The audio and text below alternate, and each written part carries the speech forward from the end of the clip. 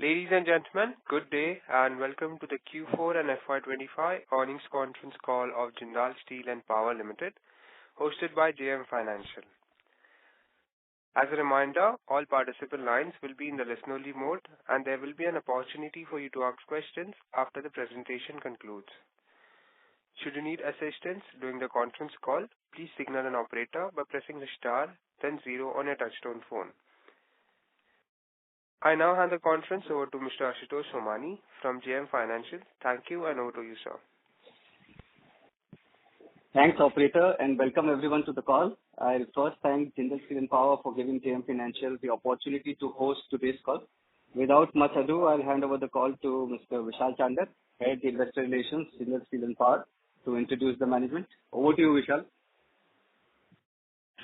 Hi, Ashutosh. Thank you very much. Thank you very much, operator. Good afternoon, ladies and gentlemen, and thank you very much for joining in for the Q4 FY25 and full year briefing.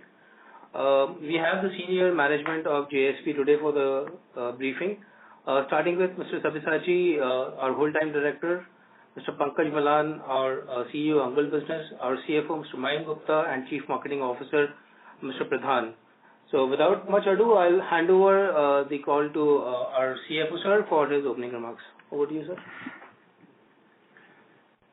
Good afternoon, ladies and gentlemen.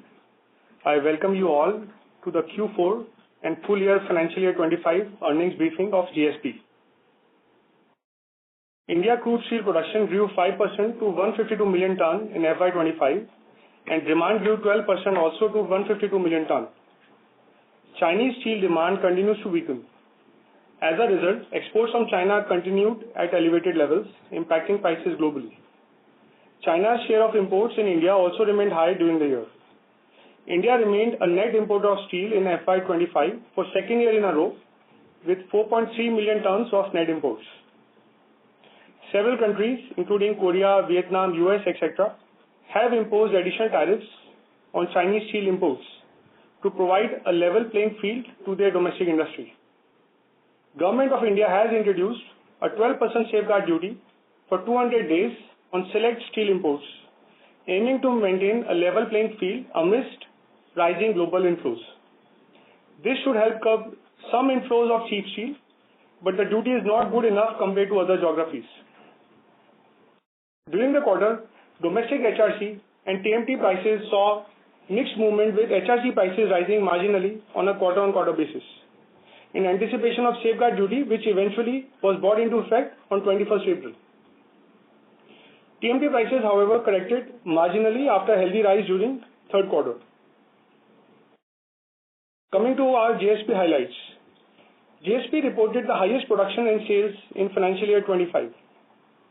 This was driven by record performance from various mills across both Angul as well as Raigad plants. The company achieved capacity utilization of 85% during financial year 25 compared to 83% in the previous financial year, driven by operational improvements. Let me start with key quarterly numbers.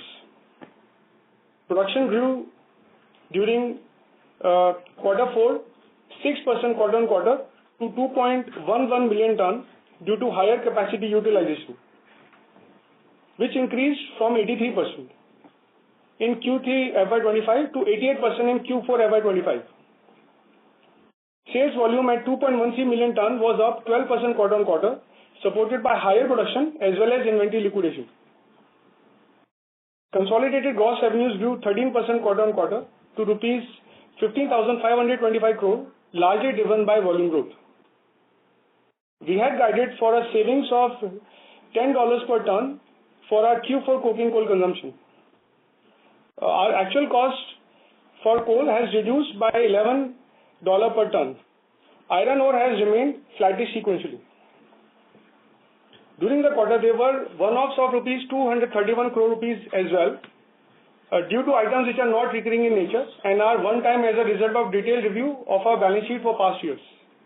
These include provision taken for old GST input credits which have not been realized, provision for aged operational advances and inventory cleanup for past several years, carbon credit purchase for Australia operations relating to past periods, balance related to deallocated mines from past, as well as old insurance receivable from past not realizable. Adjusted for the same, along with forex movement, the adjusted EBITDA for the quarter stood at rupees 2,482 crores and adjusted EBITDA per ton stood at rupees 11,651 rupees per ton, which is marginally higher on a quarter-on-quarter basis. During the year, we also reviewed the value of our overseas assets and have taken an impairment of rupees 1,229 crores, that is $144 million, primarily for the Australian assets, which is already under care and maintenance. With this, we believe that the remaining value of the investment in Australian business is significantly lower than the value of assets here. Adjusting for this exceptional write-off, our adjusted PAT stood at 1,099 crore rupees, which was up 16% on a quarter-on-quarter basis. Coming to annual performance, we reported annual production and sales of 8.12 million ton and 7.97 million ton respectively, which were up 2% and 4% respectively.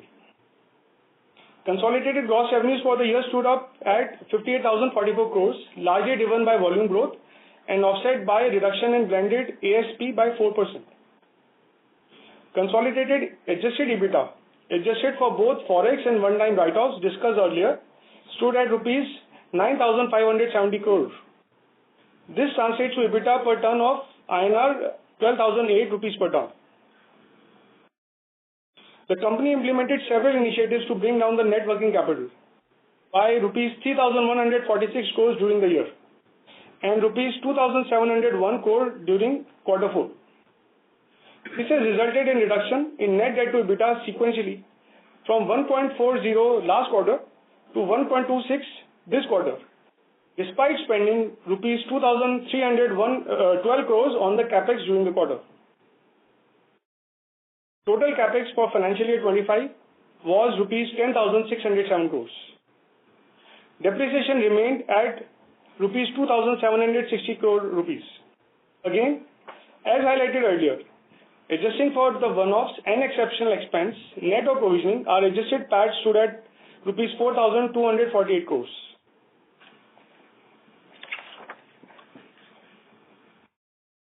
Update on mining. JSP has received mine opening permission for Utkal B1 mines. The mine has a total reserve of around 148 million tons with annual EC of 5.5 million tons. The bid premium for this mine was 15.25%. During the quarter, JSP won the Sargapur Jaltap East Coal Block in the 11th round of e-auction at a revenue sharing of 10%. This is a partially explored block. Now coming to update on projects. The commissioning activity for the Angul Blast Furnace 2 have already begun with the lighting of gas stoves. We are on track to deliver the first hot metal from the BF2 in Q1 financial year 26. Rest of the projects including BOF2, slurry pipeline and the Shri Bhumi power plant are progressing well as per the scheduled timelines. Our total capex for the quarter stood at rupees 2,312 crores. With this, our total capex incurred in the current program, including the sustenance capex, stood at rupees 25,924 crores. The total capex remaining under the current expansion program is rupees 21,119 crores. Excluding the JV investments, which is the Paradip Port investments on the port project, the balance outstanding capex is rupees 19,137 crores. During early April, JSP acquired Allied Strips Limited in an all-cash deal of rupees 217 crores. Allied Strips have a capacity of 0.54 million ton HRPO as well as 0.3 million ton of CRFH and CRCA. We are in the process of completing the integration modalities. The product profile here will ensure captive consumption of our HI coil from Angul and further value-add products. Lastly, we are restarting our annual production and sales volume guidance. For financial year 26, we believe crude steel production would be in the range of 9 million to 10 million ton. The incremental production will be augmented by both the new BF at Angul as well as increased utilization of our existing capacity. We are looking to deliver additional 0.2 to 0.3 million ton from our existing operations at Angul, and balance 0.7 to 1.6 million ton from new BF. In terms of sales, we expect to deliver sales volumes in the range of 8.5 to 9 million ton for financial year 26. Since we are restarting annual volume guidance, we would like to clarify that it has been conservative and we as a management team are committed to exceeding the expectations. On raw material, consumption cost for coking coal should be lower by $10 to $15 per ton in the first quarter. Iron ore costs are likely to trend domestic steel prices. The domestic HRC and TMT prices are currently 4 to 5% higher compared to Q4 average. However, it's too early to comment about how Q1 will shape up. In the end, we want to reiterate that we have taken feedback from investor community and improved our presentations to address key questions. We hope the investors and analysts will appreciate our sincere efforts for the same. With this, I open the floor for Q&A. Thank you very much. We will now begin the question and answer session.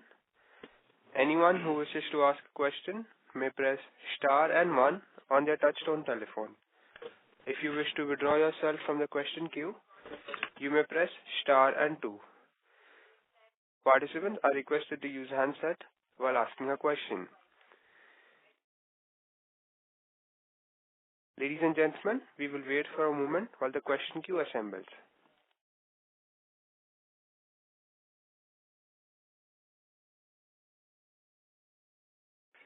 The first question is from the line of Amit Dixit from ICICI Securities. Please go ahead. Hi. Good afternoon, everyone, and thanks for the opportunity. First of all, great work on presentation. Quite a few data points illustrated over there. I have a couple of questions. The first one essentially is on the repetitive impairment diminution that we have been taking on Australian subsidiary.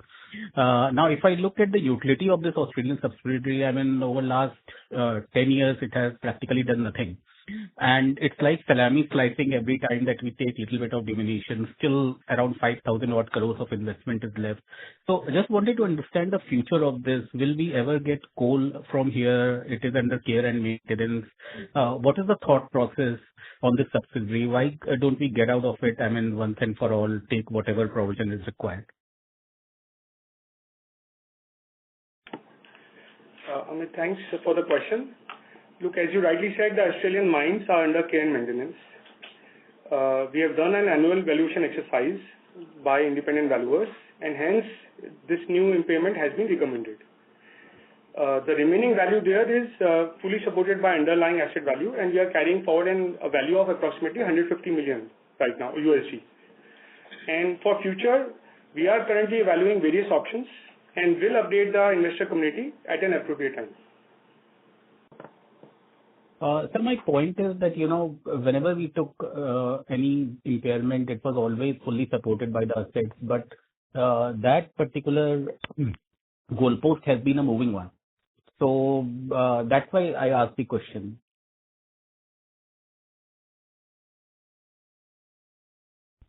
Fair, Amit. Yeah, look, I think this is an annual exercise we do. And based on the current, profile of the mine, based on an independent valuation study by a Big Four, it is the value which has been determined, and we have accordingly impaired the financials. There is still a value left, and we are carrying. We believe the carried value is lower than maybe the realizable value, and hence we do not expect any further impairment in the books. Okay, fair enough, sir. The second question is essentially on the working capital front. Now, very impressive working capital unlocking that we have achieved, particularly in Q4, which normally is the quarter when we achieve this kind of working capital unlocking.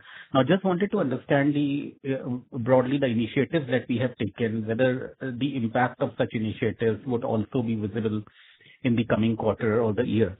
And also, what is the current finished product inventory with us?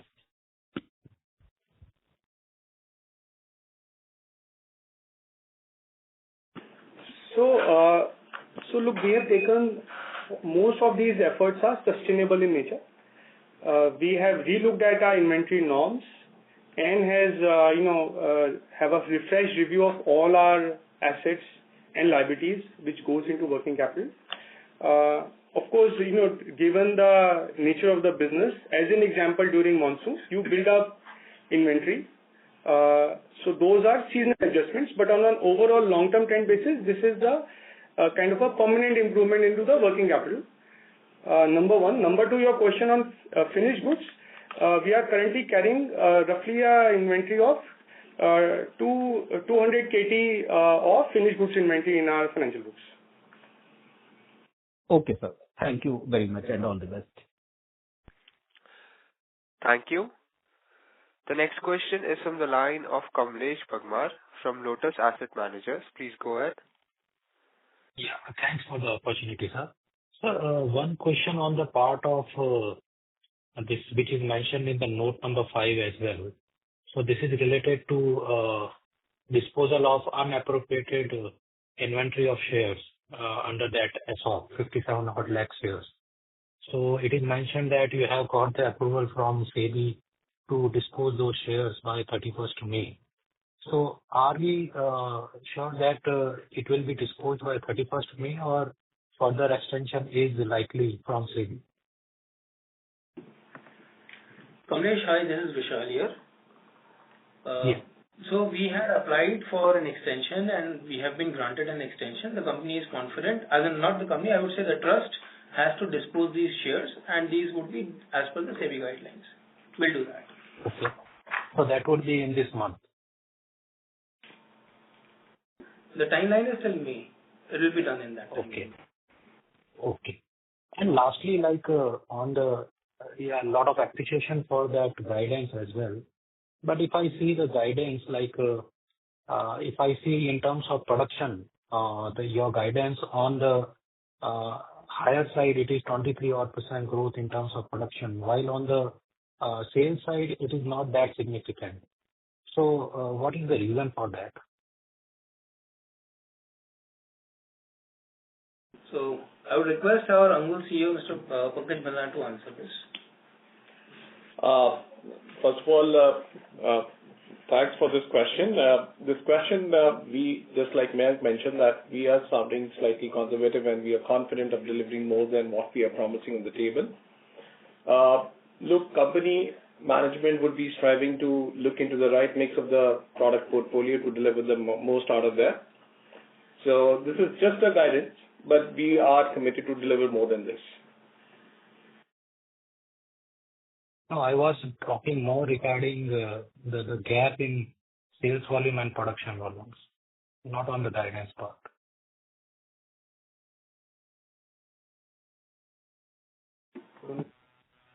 Look, we are in the process of ramping up, and while the guidance is there, but the thought remains we would be delivering more than this.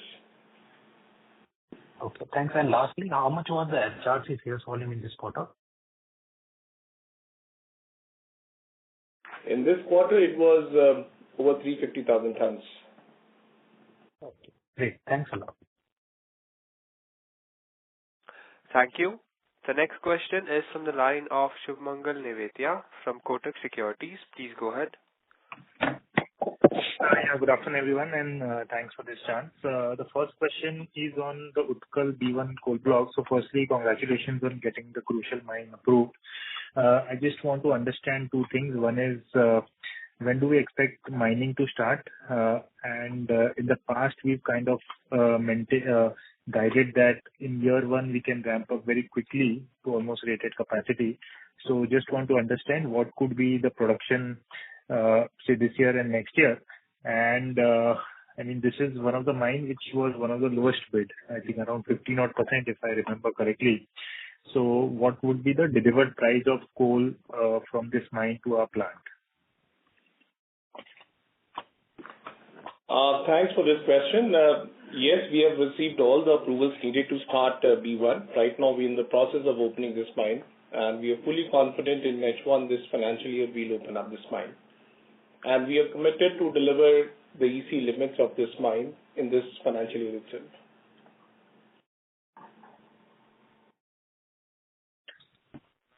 Okay, so we can expect somewhere around 5 million tons production in the second half. Yeah, of course, we are committed to deliver that. On cost part, I think this is too much, too operational question for me to answer, but that is where our numbers would look like. Okay. On the delivered cost, can you help us understand 15% premium, what is the delivered price of this coal? As a management team, we don't give so many guidances on a specific project. So yes, volume basis, we remain committed to whatever we just now mentioned. Got it. I would urge if we can refrain from asking specific pricing and costing related questions. As a philosophy, we do not discuss the specific questions on the cost and price, please. Understood. My second question is with respect to our sales and production guidance. There's a big difference of 1 million ton, which was asked earlier also. So are we expecting, I understand the conservative mindset, but are we expecting a build-up of inventory because there's a significant difference between the two items?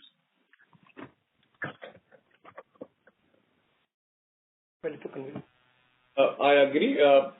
Yes, you can see whenever you're starting a new facility, there is always a ramp-up phase that the facility has to go up. And there would be slight yield ramp-up also which happens, which is the quality ramp-up. And basis that, we've been sounding slightly conservative. Otherwise, we're almost there in terms of how the ramp-up goes. We are very confident of delivering more than 9 million tons of sales. Understood. And just one last clarification. From this impairment losses, do we get any tax savings, tax credit? And also there's a 231 crore loss, which was 231 crore one-off at the EBITDA level. If one can explain what was that during fourth quarter. So Sumangal, thanks for the questions. So first one on the Australia-related impairment. We have taken provision in financial year 25, and we are likely to take this in tax benefit in the financial year 26 for our tax savings. So of course these are tax deductible kind of an expenses. On your question on 231 crores, that the entire amount is booked in fourth quarter only, and again this entire amount will be tax deductible. Of course the year wise will be specific by each expense, but yes, both these expenses, the exception as well as these one-offs are tax deductible. Yeah, thanks, Munga. Mayank, thanks. I just wanted to know what is the nature of this 231 crore exceptional loss. Yeah. So as we shared during our opening remarks, Sumangal, they are like 4-5 broader heads. I will re-emphasize. They include provision taken for old GST input credits, which are not yet been realized due to vendors' procedure lapses. They include provision for aged operational advances and inventory cleanups for past several years. It also includes a carbon credit purchase we have done for our Australia operations, again relating to prior periods. They also relating to some balances lying in our books for deallocated mines from past. And lastly, there are some old insurance receivables which are not realizable. We carry this as an annual balance sheet review exercise, and as part of that cleanup, we have we reviewed these balances. All of them are non-recurring in nature and are of one time in nature. Understood. Thank you, and all the best to the team. Yeah. Thank you. Participants are requested to limit your questions to 2 per participant. If you have further questions, you may please fall back in the queue for more questions. Thank you. The next question is from the line of Prateek Singh from DAM Capital. Please go ahead. Hi. Congrats on a decent set of numbers. Just one, my first question is largely on the finished steel post-expansion. I think a number earlier used... Hello? Yeah, please go ahead. So I'm not sure if you heard the question. So I was referring to slide number 5, where finished steel we are saying is going from 7.25 to 14.45. This number earlier used to be 13.75. I'm not sure if I missed anything, but what's driving this difference here?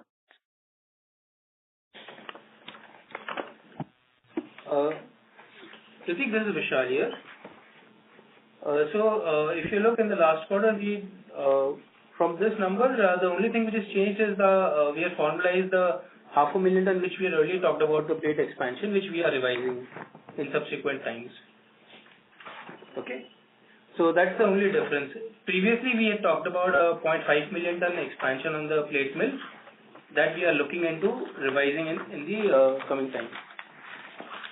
So that's the only difference that you would see. Understood. Thanks.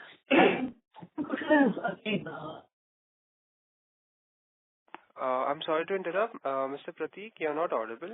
Can you repeat your questions again? Sure. Am I audible now? Yes, sir. Go yes, ahead. Pratik, please. Yeah.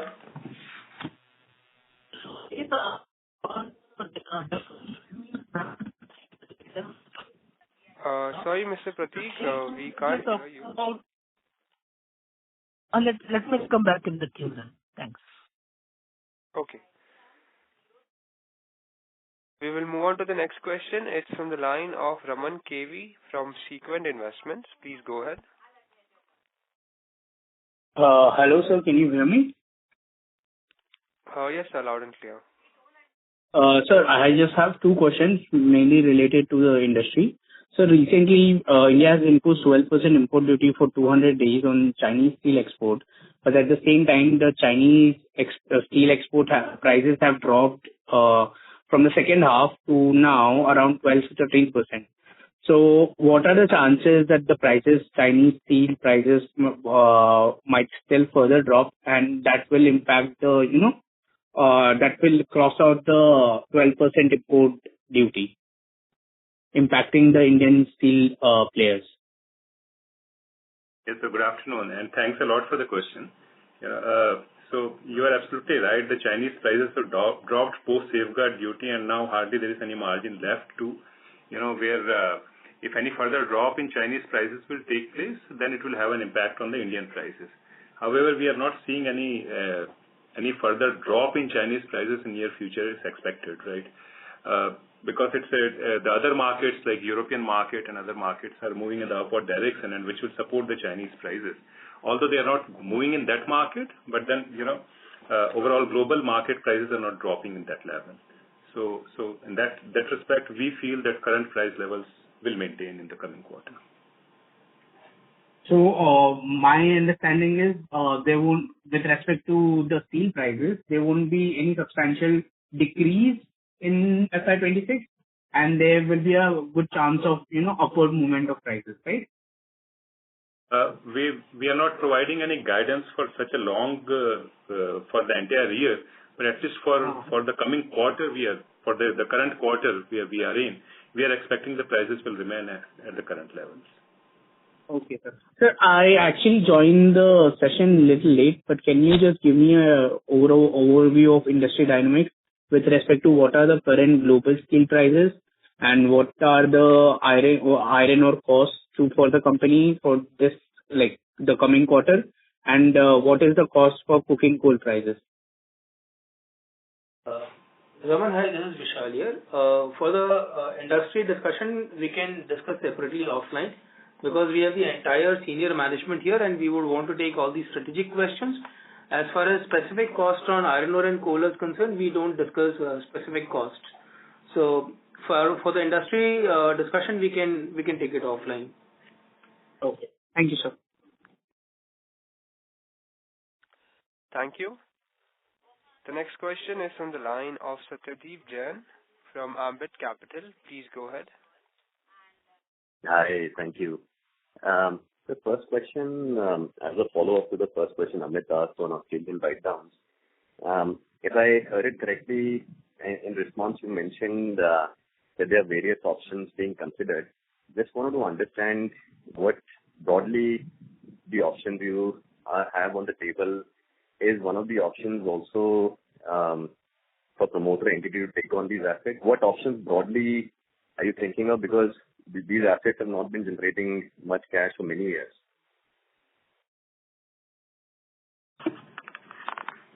Yeah. So, look, at this stage, we would not like to detail out the options. To address your question, they are not being discussed with any promoter entity.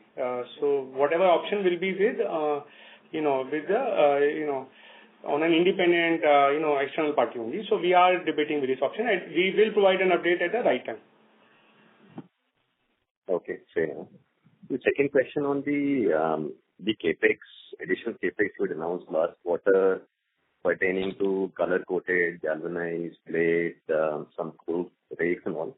Maybe can you provide more details of maybe timeline for some of these initiatives? Because you have the capex outlined, but what is the timeline for some of these additional things that you're looking for?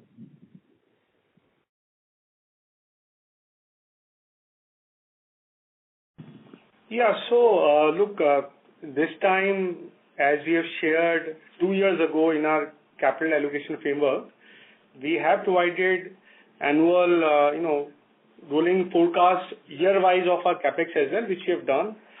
It's on slide 37 in our presentation. As far as specific item, what is the specific day and milestone?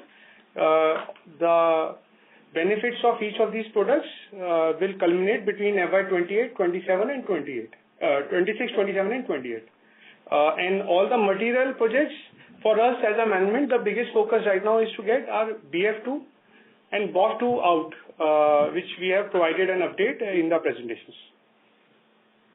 Just all the new items that you discussed last quarter, you think there could be some benefit from these in FY26 also? Satyadeep, hi, Vishal here. So if you look at Satyadeep, we have started some projects 2 years ago, which will start delivering benefits from FY26 onwards. And the projects which we have announced recently will start delivering from FY27 and 28. So between 26 and 28, you will see an improvement in the product mix as well with the volumes. Okay. Just one quick question, if you can squeeze on coal. You acquired another coal mine. Just the earlier 4 Utkal mines and Gate Pharma were together 15 million tons. And you've acquired more mines. Just wanted to understand the thought process, because you're also going green. How much? I thought 15 was already enough. What is the strategy for acquiring more coal mines?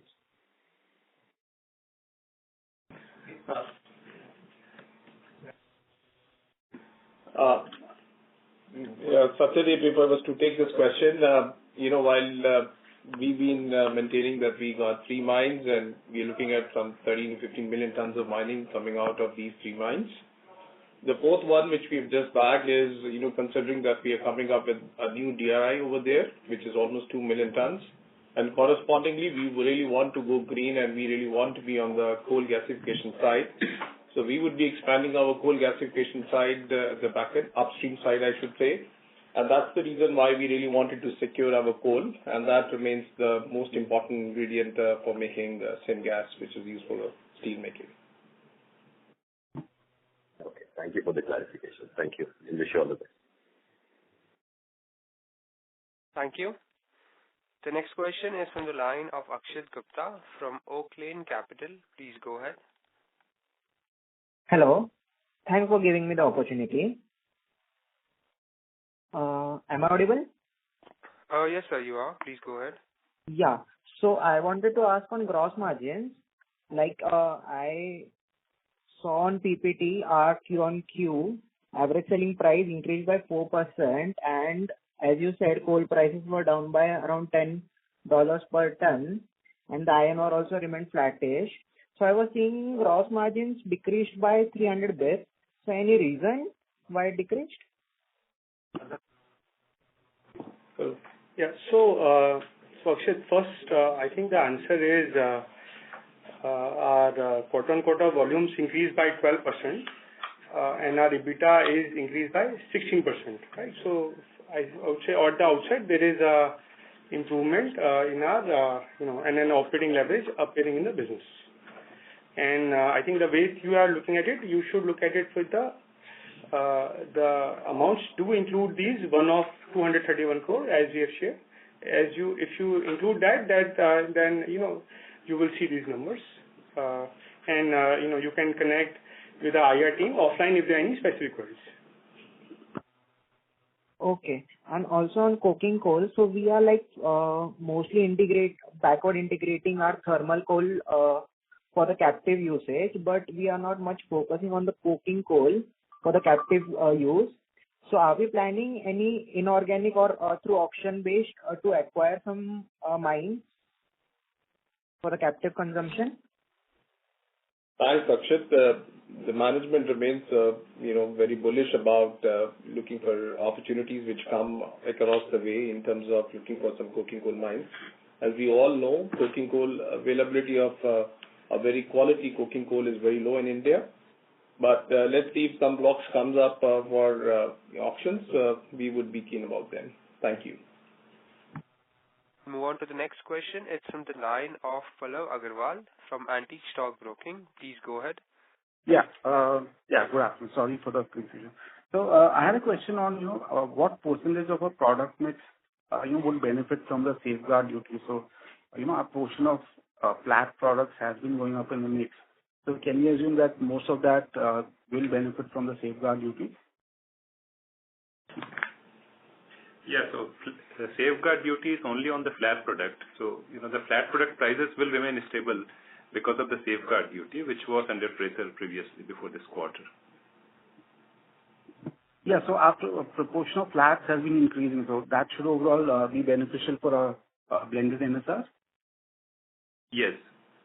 Yes, you are absolutely right on that sense. Sure, sir. And are we seeing enough, demand in the market to, absorb the increase in prices because of safeguard duty? I know Q4 is traditionally a strong quarter, but are we seeing enough demand in the first quarter as well to absorb these price hikes? See, if you look at the demand supply scenario, last year we were a net importer by 4.3 million tons. So with the safeguard duty, we are expecting the India will not remain the net importer by such a wide margin. So that much the domestic consumption will grow. The domestic demand from the domestic producers will go up, and that will absorb any additional capacity or any additional production will come up. Sure, sir. Also, you've stopped giving the EBITDA and production volumes for Mozambique, South Africa. So is it fair to assume that these are no longer, contributing materially to the overall EBITDA? Pallav, hi, Vishal here. So if you look at, in the overall scheme of things, the overseas subsidiaries like Mozambique, South Africa are not contributing so significantly. So I think that's why it's not coming on the forefront. But if you need anything, we can discuss it offline. Sure, yeah. Okay. Yeah, thank you, sir. Thanks. Thank you. The next question is from the line of Kirtan Mehta from Baroda BNP. Please go ahead. Thank you, sir, for the opportunity. First question is about the RINL volumes that we have discussed in the past. Are we still expecting any metal coming from RINL which we can process at our plant? Yeah, so we do not expect any volumes with RINL. We have updated. And of course, we are doing our own capacity expansion now.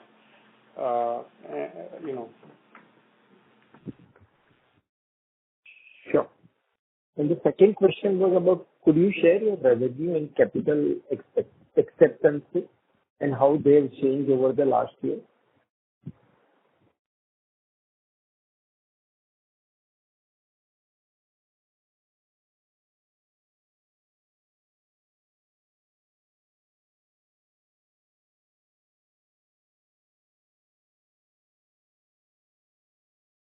Hello, am I audible? Just a second. Look, we can take, I'll give you the approximate numbers. So the revenue-related acceptances are in the range of 3,145 crores, and in the capital-related advances are in the range of 660 crores. Would you be also able to share how they changed over the last year? So on a quarter-on-quarter basis, the capital acceptances are largely in the same range. There is a movement of about just 40 crore rupees, and the revenue, there's been movement of around 150 crores or so, but largely in the similar range numbers. And you can connect us with the IR team for any specific question. Sure, sir. And the last question was about the $150 million realizable value that we are seeing with Australian subsidiary. Would you give us broad heads under which this realizable value is accounted? Heads.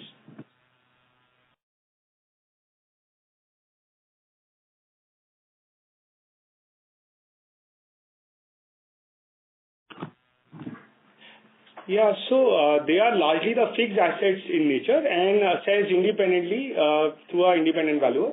It's fixed assets and mining rights. Fixed assets and? The mining rights. Right, sir. Thank you. Thank you. The next question is from the line of Indrajit Agarwal from CLSA. Please go ahead. Hi, thank you for the opportunity.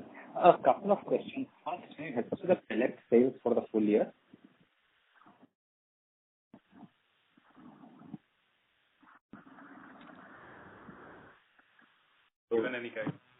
For pellet sales, it's largely internal consumption that we do. It's a very insignificant sales that we go outside and do it. No meaningful sales on this. Thank you, this is helpful. Second, can we expect that the exit production run rate, I know you have given a guidance of the full year volume, but can we expect that the exit production run rate for the key upstream capacities, BOF, would be in line with the nameplate capacity, or a ramp up would still go through in FY27? That's a wonderful question, Indrajit. While we've given the guidance and we always remain very bullish about what would be the exit rate, the management would always continue to strive to the fullest nameplate capacities. So that's what I can say. Thank you very much for your question. All right, and lastly, there is a I'm sorry to interrupt, Mr. Indrajit. I would request you to please come back in the queue for further questions. All right, thank you. Yeah, thank you. Participants, you are requested to limit your questions to 2 per participant. The next question is from the line of Ritesh Shah from Investec. Please go ahead. Yes, sir. Given 2 questions only. First question, can you give us an update on Utkal C, B2 and Gare Palma 4/6? Are they already commissioned? If not, by when?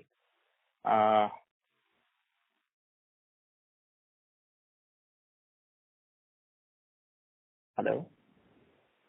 Hello. Thanks, Ritesh. A lot of things that you asked. Utkal C, Gare Palma 4, they all commissioned and we have ramped up those facilities.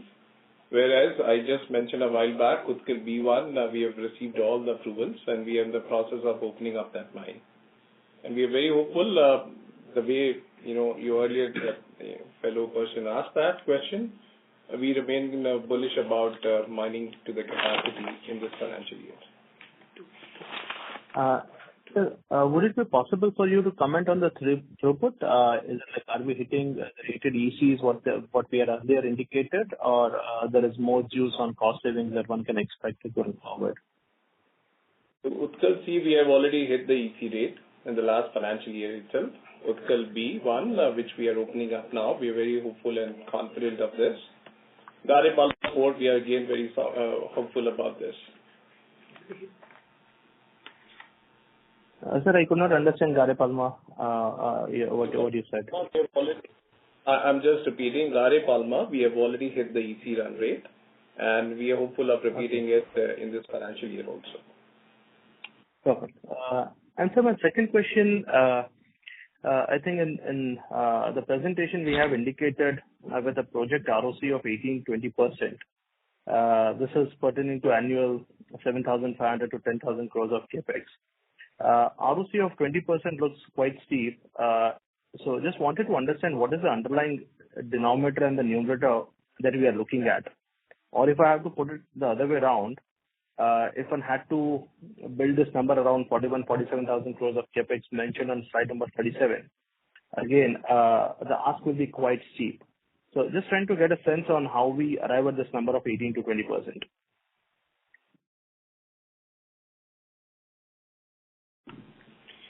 Yeah, no, good question. The first point is we are reiterating. This is not the first time we have said. We have been maintaining this for a long period of time. The philosophy we follow is every project we appraise has to meet this threshold of 18 to 20% once the project stabilizes. So this capex is planned, and as we have shared the year-wise, once it's normalized on a steady-state basis, we expect it to be 18 to 20%. This is pre-tax ROC. Denominator, as you rightly said, remains this capex, and numerator will be, the return out of it pre-tax. Sure. And just last one, a clarification. Slurry line, I think in the presentation it says 82% complete. However, I looked at the Q2 presentation. The timeline over there was given Q4 FY25. Is there a slippage over here? That's one. Likewise, for BOF2, I think the timeline which was indicated was Q4 FY25 in the last Q2 presentation. However, it's a different storyline in the current presentation. We're just trying to get comfort. Are there any delays? Because you did indicate for all the projects except for the two that you stated, everything was on schedule. So can you please reaffirm the timelines over here for, say, slurry pipeline and BOF2?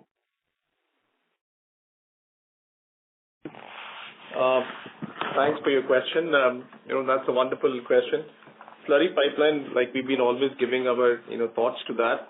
82% project over right now when we are talking about, and we are in the final legs of completing this project. While the commissioning of 200 kilometer of pipeline, you can understand, takes some time. And that's the guidance that we've given in H2 of FY26. We should be able to fully, get on the top of this project, and benefits would start coming in.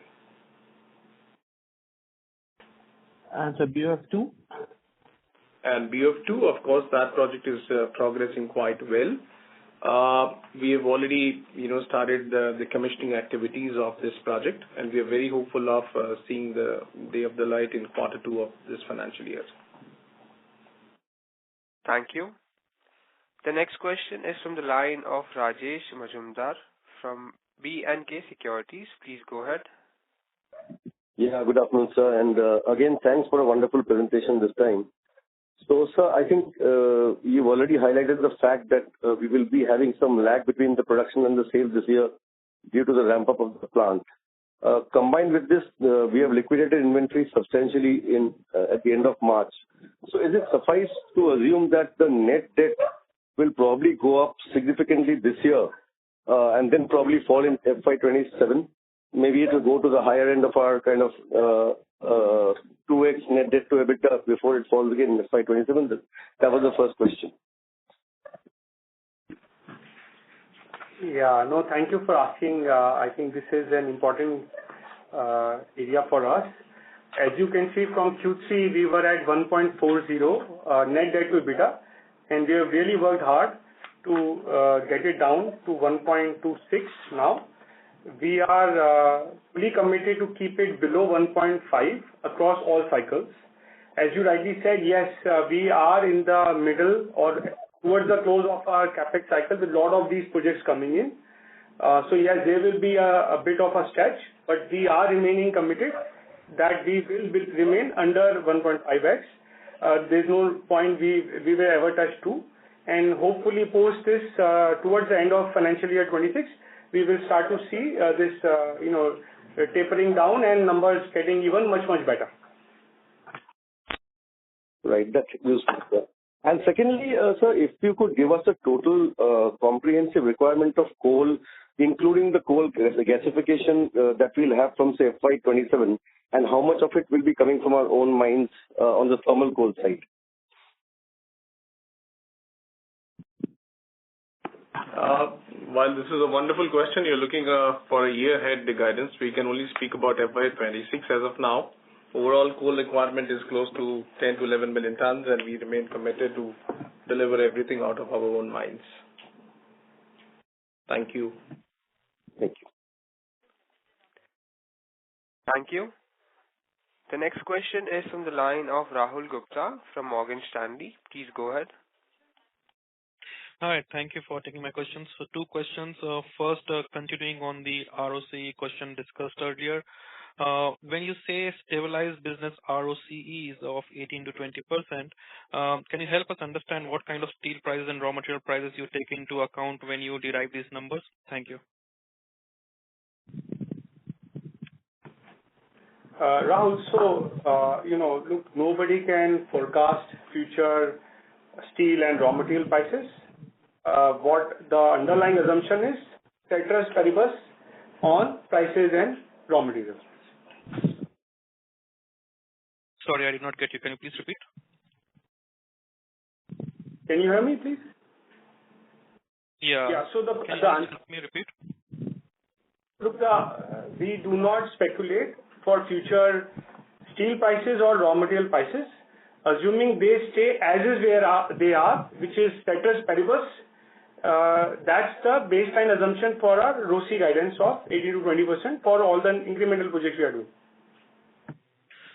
Okay, thank you. My second question is with various projects like slurry pipeline, conveyor belts, and coal blocks getting activated sometime during the year, can you help us understand broad range of cost savings that would come over the next couple of years? Thank you.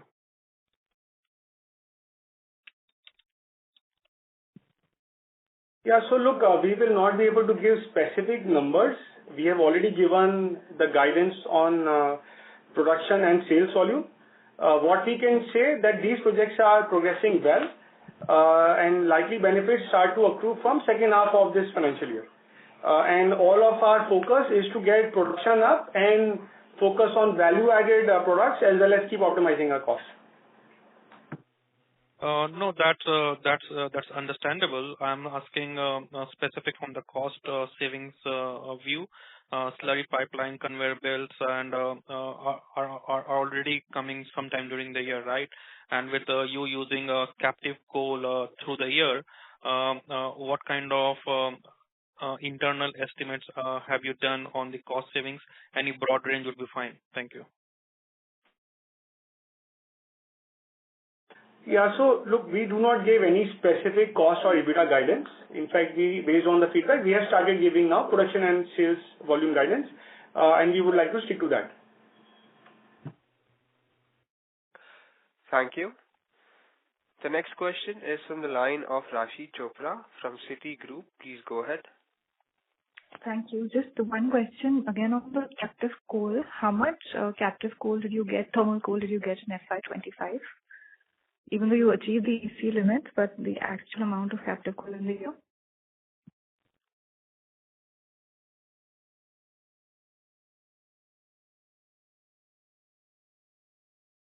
Captive है निकाला.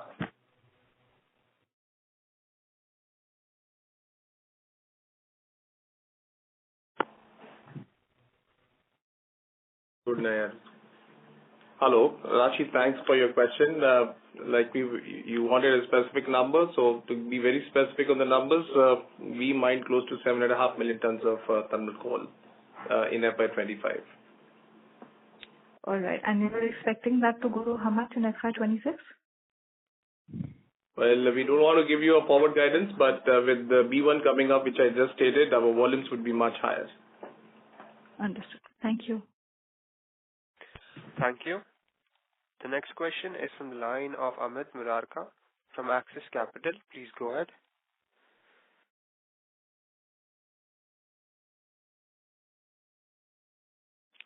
Mr. Amit, your line has been unmuted. Please go ahead with your question.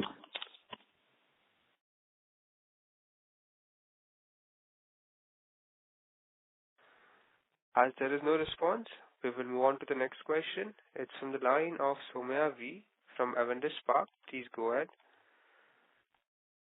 Yes, thanks for the opportunity, sir. Hope I'm audible. First question is on the It's just on utilization. What would be the current level of utilization? And also, as you had earlier said, 40/60 is the mix in terms of flat and longs. Where do you see this for FY26?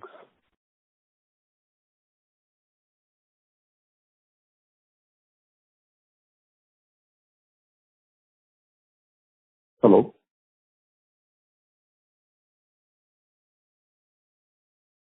Yes, sir, we can hear you. Just a second.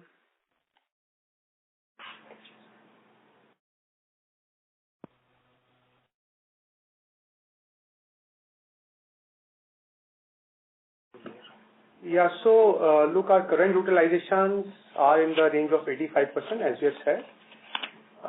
And the mix, I'll let my colleague Sushil Pradhanji answer. So when we'll have the full commissioning of all the facilities will take place, I think at the exit we will have almost 70% of flat and 30% of long. So this is when the entire 14 million ton, 14.5 comes into, that's the time frame, right? When we are saying 70/30. If I was to take this question, Soumya, look, business remains very volatile these days, and management keeps striving to realign the product mixes as per the market needs. So while you rightly said in FY25 our numbers were 40/60 in terms of longs to flat, and of course they are expected to go up. But looking into the market mix, there could be changes to align our strategies with respect to the market needs. So that's how the numbers would look like. But yes, on a capacity installation basis, we would be over 70% in terms of flats and 29-30% in longs going forward. Thank you. Yeah, helpful, sir. So second question is in terms of pellet. If you could just share the number in terms of pellet production for FY25 and what is the expectation for FY26 with the new capacity, and then how would you kind of ramp up just on the pellet numbers for 25 and 26? Thank you. Again, a very specific question, but we're giving, since you've asked, we did close to 2.5 million tons of pellet production in our Angul pellet plant, and going forward it's going to only go up. Our exit was much higher than this. Thank you. Got it. Thank you, sir. Thank you. The next question is from the line of Nirbhay from N Square Capital. Please go ahead. Yeah, good afternoon, sir. So last year, India had roughly 10 million ton of steel import. Do you see this falling substantially post safeguard duty? Yeah, we expect the import to drop. However, for the entire year, providing a guidance will be too tough at this point of time. We are just at the start of the year, but import will fall down. Okay. So, also, any thoughts on medium-term outlook for coking coal market? Because coking coal prices have even substantially, and which has been a relief. So, how do you see? I'm not looking for a guidance, but any possibility of a significant reversal?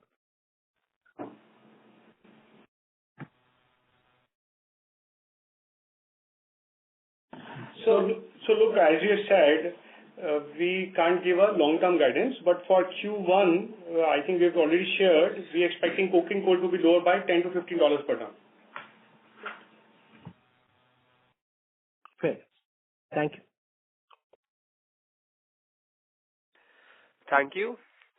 Ladies and gentlemen, that was the last question for today's conference call. I would now like to hand the conference over to the management for closing comments.